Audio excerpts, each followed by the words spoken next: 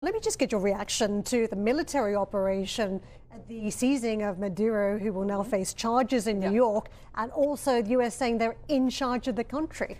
Okay, let's parse that out, because I think there's a lot of hysteria and disinformation out there, and perhaps a little bit of lack of clarity coming out of President Trump's press conference that has generated some confusion within the United States and within Venezuela. In what way?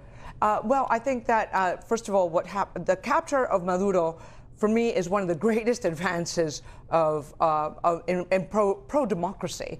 And I know that sounds controversial, but in 2004, I wrote that it is the willingness of the international community to tolerate someone who clings to the presidential palace when his people have voted him out, in his case, 3-1 in 2004, and clings by torture, by murder, by repression, by extrajudicial killings, and funds himself by plundering the country, and is basically working solely for his elite and inner circle to keep himself in power, is tolerating that. He has no legitimacy. The country's people have no autonomy. They have no dignity. He needed to be treated like the criminal he is. And that was a capture and a decapitation, what they call a decapitation strike. And that was a beautifully executed capture of a criminal. And I'm fully in agreement with that. Now, what happens next, what Trump has said about the oil, is it is inevitable that the United States needs to stay through a stabilization program. Nobody else has the capacity to stabilize the country, and that needs to happen. Right. What I think is needs now, I think that they're going to be disappointed working through Delcy.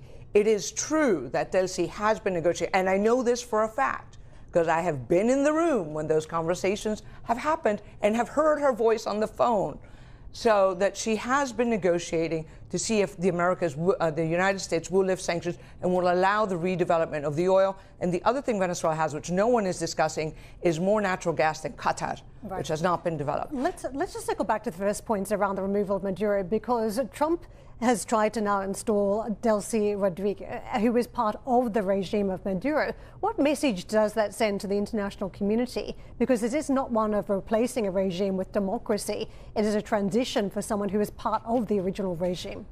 Yes, it is. Well, it's certainly very confusing to Venezuelans, and I have been in touch even today with friends and family in Caracas, and they said, nobody's going out on the streets, that they're confused, they're sick of it. The mood is that they're sick of the fact that democracy still doesn't come, the fact that Delcy is in Miraflores instead of Maria Corina Machado and Edmundo González, and I think it does send the message that if you play ball with the United States, and this is very clearly stated in the national security strategy, we knew it was coming. It was published. It's in black and white. That countering drug trafficking, securing the Western Hemisphere, for the first time since I've been working on the Western Hemisphere security since 2006. This is the first time I have seen the hemisphere prioritized, and it is part of because it's the biggest source of drugs, immigration, and trade for the United States. And about time it gets priority, and also energy security. Now, I have a plan, and this was a plan that was developed, and I sent to the Foreign Office and the State Department in 2019, the Venezuelan Rescue Fund. It has 5 stages of rescue, recover, restructure, rebuild, and then rebalance. And that it provides the sovereignty for Venezuela, and how that will play out across the stages, Vanessa, of stabilization and development. Vanessa, it's amazing to see your passion, and again, nobody is lamenting the loss of a brutal dictator. But to go from that to assuming the US wants to install some form of democracy is an enormous leap.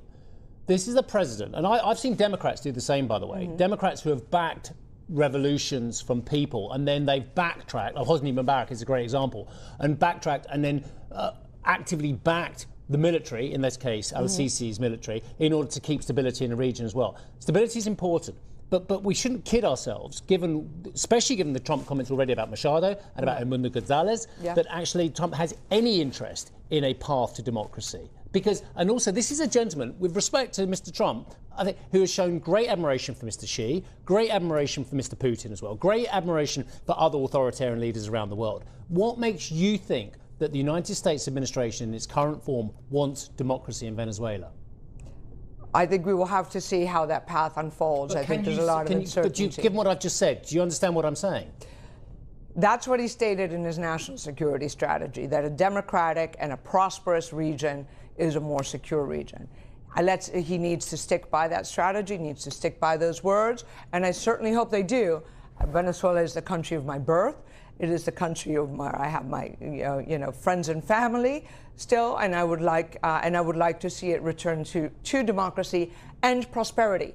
Also, having an opposition leadership that has no governance plan, no recovery plan, and no economic plan doesn't work either. And that has been the problem with Venezuela as well, that the opposition, one has repression, and the other one has no plan. Vanessa, I'm not disagreeing with you, but we're talking about now the administration, at least into the short to medium term, backing a bunch of corrupt dictators who, all right, the head's been cut off. But this is the lot who created this problem. And the US is saying we want to work with these people. You say the Oppo's got no plan. I understand that, and I understand the chaos that could develop there. But we're talking about working with a bunch of people who have led Venezuela to the absolute brink.